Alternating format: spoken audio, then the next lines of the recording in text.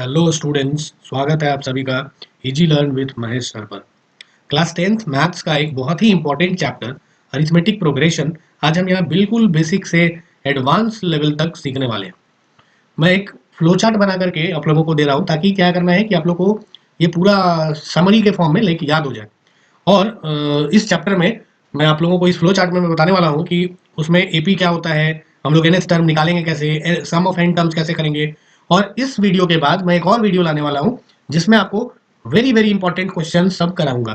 ठीक है, तो अगर किसी स्टूडेंट को ये फ्लो चार्ट चाहिए तो आप हमें कमेंट में फ्लो चार्ट लिख करके और देन फिर लिखिए, देन आपको व्हाट्सएप चैनल का लिंक आपको मिल जाएगा और देन फिर आप लोग व्हाट्सएप चैनल के थ्रू उसको एक्सेस कर पाएंगे। ठीक है, तो अगर आप मैथ से, मैं बता दूं कि अगर घबराता है जो स्टूडेंट या डरते हो या 10th बोर्ड में डर लग रहा है कि भाई हाई स्कोर करना कैसे है, तो उन स्टूडेंट्स के लिए ये फ्लो चार्ट बहुत हेल्पफुल है।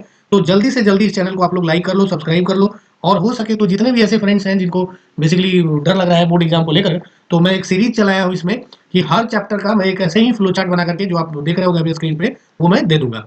ठीक है, चलिए अब हम लोग स्टार्ट करते हैं अरिथमेटिक प्रोग्रेशन का फ्लो चार्ट, जिसमें एक ही फ्लो चार्ट में सारा फॉर्मूलाज आने वाला है। अब देखिए, सबसे पहले अरिथमेटिक प्रोग्रेशन होता क्या है ये हम लोग समझ लेते हैं।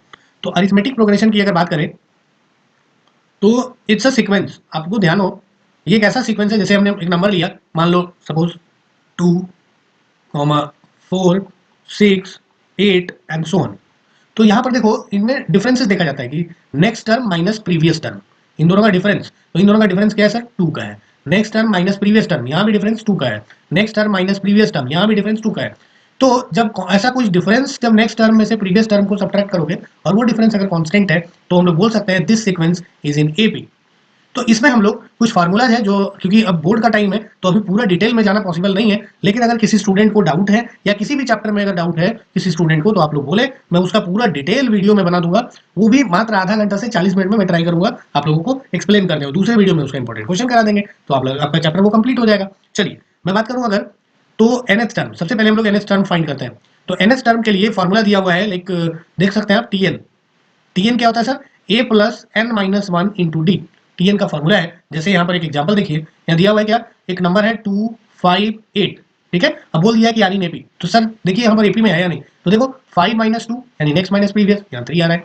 8 माइनस 5, यहाँ भी 3 आ रहा है। सो यहाँ पर देखो डिफरेंस हर बार सेम है। सो दिस इज एन एपी। तो अब देखो यहाँ पर फर्स्ट टर्म मेरा क्या हो गया, 2 हो गया, a1 is 2, that is first term. अगर यहाँ फर्स्ट सेकंड टर्म देखोगे so that is 5, that is second term. Third term देखोगे so 8, that is third term. अगर आपको an बोल दे nth टर्म, तो nth टर्म के लिए a plus N minus one into d formula put कर देंगे। अब मैं बोलूंगा कि सर 25th टर्म क्या होगा, तो आप क्या करोगे, आप लिखोगे t25 that is equals to A मेरा क्या था first term which is 2 plus N minus one, यानी कि 25 माइनस वन क्या होता है 24 इंटू 3, क्योंकि कॉमन डिफरेंस था। तो 25 3 जा 72 प्लस 2 क्या होगा, 74 इज द राइट आंसर। तो ऐसे करके आप लोग देखेंगे। तो अभी फिलहाल हम फॉर्मूला में सिर्फ बात कर लेते हैं। अगर आपको चाहिए होगा कि एक्सप्लेनेशन भी सर थोड़ा बता दिया जाए तो मुझे बताना, मैं नेक्स्ट वीडियो में कोशिश करूंगा। So sum of first N terms of an AP. तो इसके लिए मेरा फॉर्मूला है S N equals to N by two, 2a plus N minus one into D. अब देखिए 2a को a प्लस ए एन भी बोल सकते हैं, तो देखो यहाँ पर लिख दिया 2a plus N minus one into d को a प्लस ए एन, क्योंकि ए एन का अगर ध्यान दो तो ये a प्लस ए एन हो जाता है a plus N minus one into d. तो देख लो a प्लस ए 2a, यहाँ से ये फॉर्मूला है, या फिर आप डायरेक्ट अगर लास्ट टर्म दिया है तो वो लिख सकते हो। ठीक है, यहाँ भी एग्जांपल दिया है, आप चाहो तो इस एग्जांपल को देख करके समझ सकते हैं। आगे बढ़ते हैं हम लोग। फिर बोला sum of natural number, N natural number. ठीक है, एन नेचुरल नंबर बोले तो 1 प्लस 2 प्लस 3 प्लस 4 प्लस 5 ऐसे करके। तो इसके लिए हमको एक फॉर्मूला है S n is n into n plus one by two. अब याद रखना ये सब फॉर्मूला आपको एमसीक्यू में काम आने वाला है। एमसीक्यू अगर पूछ दिया था तो ये आप डायरेक्ट अप्लाई कर सकते हो, n into n plus one by two. अच्छा, ये आया कैसे सर? इसी फॉर्मूला का यूज करके आया। अगर आप एपी ले लो 1 2 3 4 5 और देन वहां पुट करो तो आपको वो फॉर्मूला मिल जाएगा। चलिए नेक्स्ट अगर हम लोग बात करें एमएच टर्म फ्रॉम एंड, जैसे यहाँ पर हमने nth term from big first term निकाला था, यहाँ पर एमएच टर्म फ्रॉम एंड करना है। तो यहाँ पर जो एमएच टर्म फ्रॉम एंड होगा वही मेरा n minus m plus one term from start होगा। ठीक है, और नहीं तो इसका डायरेक्ट मैं फॉर्मूला यहाँ से लिख दूँ।